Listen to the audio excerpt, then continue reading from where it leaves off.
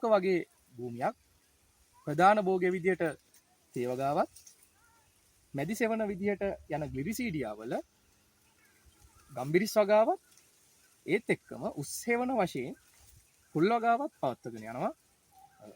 ආරක්ෂක වැට විදියට මෙතුමා භාවිතා කරන්නේ පුවක් සහ කුරුඳු මිශ්‍ර වූ වැටක්. ඉතින් මේ කෘෂි ව්‍යවසායකයාගේ ලස්සන මතකයන් අපි අද ඔබට ගෙනෙන්න සූදානම් වෙන්නේ මිහිකත දිනුවෝ මේ අපේ වැඩසටහනත් එක්ක අපි එතුමාගෙන්ම අහලා බලමු මේ වගාව කොහොමද පවත්වගෙන යන්නේ, මේ වගාවේ කොහොමද ආදායම සහ මේ වගාවෙන් එතුමාට ලැබෙන වාසි මොනවාද කියලා. ආයුබෝවන් පාලි මහතා. ඉතින් අපි අහලා බලමු එතුමාගෙන් මේ වගා භූමිය කොහොමද පවත්වගෙන යන්නේ කියලා. මගේ ප්‍රධානම වගාව කරගෙන යන්නේ තේ වගාව. ඒක අක්කර 2මාරක් වගේ 3ක් වර ප්‍රමාණයක් තියෙනවා. ඒ භාගික වගේ තව කොටසක් මේ නැවත හිටවල තියෙනවා. මම ප්‍රධානම මේ නැදි ඔබසෙවණක් වශයෙන් මම ආඩප්ප කියන අපි මේකට සීරි මොනවද මේ ගිනි සීරියාව කියනවා. ඒක හිටවල තියෙනවා. ඒක අපි විශේෂයෙන්ම මේ ගම්බිරිස් වගා කරලා තියෙනවා. ඒ ගම්බිරිස් වලින් මම සෑහෙන ආදායමක් ලබනවා. ඒ වගේම මම උස්සේවන වශයෙන් පොල් වගාවක් දාලා තියෙනවා. ඒකින් මතු බලාපොරොත්තු වෙනවා මේ පොල් වගාවෙන් යම් මේ ආදායමක් ලබන්න. ඒ විදිහට තමයි මම මේ කරගෙන යන්නේ.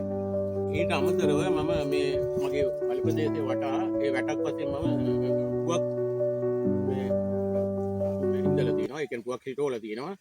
ඒක මගේ අර මගේ මගේ වැට වශයෙන් මගේ සීමාව වශයෙන්. ඊට අමතරව ඒවා අතර මම කුරුඳු ඒ කියන්නේ ඒකත් ගොඩක් වටින දෙයක්. ඉතින් කුරුඳු වැටක් වශයෙන් මම ඒක හිටවලා දිනවා. ඒකිනුත් මම ආදායමක් ලබනවා. පුවක් වලිනුත් ආදායමක් ලබනවා. ඒක මගේ බල ප්‍රදේශයේ ඇත්තටම ලොකු ආරක්ෂාවකට මම ඒක හිටවලා තියෙන්නේ. ඒක නිසා මට ලොකු ප්‍රයෝජනයක් ඒ වැටෙනුත් මම ලොකු ප්‍රයෝජනයක් ගන්නවා. ඒ විදිහට මම මේ හැමදේම වගා කටයුතු කරගෙන යනවා. අපි දැන් අහලා බලමු මේ වගාවේ විවිධ භෝග තියෙනවා. එතකොට මේ විවිධ භෝග වලින් මොනවගේ ආර්ථික තත්ත්වයක්ද අපේ මහත්මයාට උදා වෙලා තියෙන්නේ කියලා. මගේ ප්‍රධානම ජීවනෝපායන රැකියාව ප්‍රතේ ඒකේ මම ලොකු ආදායමක් ලබනවා. ඇත්තට මම ඒකෙන් ලොකු තෘප්තිමත් භාවයකටපත් වෙනවා. මේ තේ වගාව ඇතුළතම තමයි ගම්බිරිස් වගාව තියෙන්නේ. ඒකෙන් මම ගොඩක් ආදායමක් ලබනවා. ඊට අමතරව මම පොල් වගා කටයුතු කරලා තියෙනවා. ඒකිනුත් මම ලොකු මේ ආදායමක් ලබනවා. ඊට අමතරව මම මගේ වත්ත වටේම හිටවල තියෙන පුවක් හිටු වැටට සම්බන්ධ කරලා හිටවල තියෙනවා. ඉතින් ඒකිනුත් මම ලොකු ආදායමක් ලබනවා. එහෙම නිසා මම මගේ මේ ඉඩම හැමතැනම මම මොනවා හරි හිටවන්න පුළුවන් දෙයක් හිස්ව නොතිබා මේ හැම දෙයක්ම හිටවන්න පුළුවන් හැම සාකයක්ම මම හිටවනවා. ඒක තේ ගහට බල නොපාන විදිහට මේ පොල් ගහට නොපාන විදිහට ඒ පරිසරය අනුව මම තේරුම් අරගෙන ඒවා අවශ්‍ය සාකයක් එතන හිටවනවා.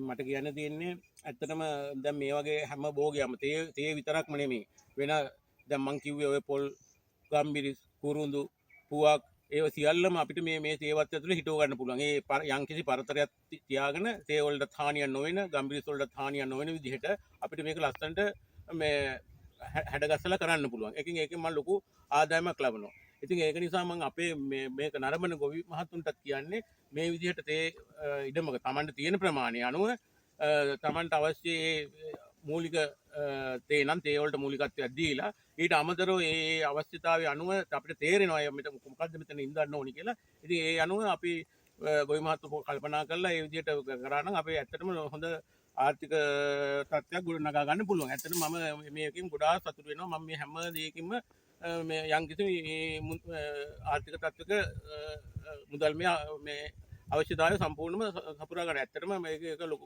අපිට සතුටක් ලොකුම සතුටක් ඒකෙන් ඒ ලබන තෘප්තිය සතුට කියලා නිම කරන්න බෑ. ඒ තරම් අපි සතුටකින් තමයි මේ වැඩ ටික කරන්නේ. ඉතින් ඒක ඇත්තටම අපේ නිරෝගීකමට ගොඩාක් දුරට මට බලපාලා තියෙනවා. මම මෙච්චර වයසක් සාමාන්‍ය අවුරුදු 62ක් විතර වයසක පුද්ගලෙක්. නමුත් මට මේ ඇත්තටම පෙට්‍රෝල් පෙත්තක් තරමක් බොන්න ඒ කියන්නේ ඇත්තටම මගේ අර මානසික මේක ගොඩාක් මේවා දිහා බලලා හදලා අතගාලා කරනකොට ඒකේ පුදුම සතුටක් ලබනවා. ඔබලට දැනගන්න පුළුවන් වුණා මේ වැඩසටහනින් තේ වත්තක තේ විතරක් නැතුව විවිධ භෝග වගා කරන්න පුළුවන් හැකියාව සහ ඒවැන් හොඳ ආදායමක් ලබලා හොඳ අතපිට සරු ව්‍යවසායකයෙක් බවට පත් වෙන්නේ කොහොමද කියලා. ඉතින් මම බෙහෙවින් ස්තුතිවන්ත වෙනවා මේ අපිත් එක්ක තොරතුරු විදා හදාගත්ත අපේ කෘෂි ව්‍යවසායක මහත්මයාට.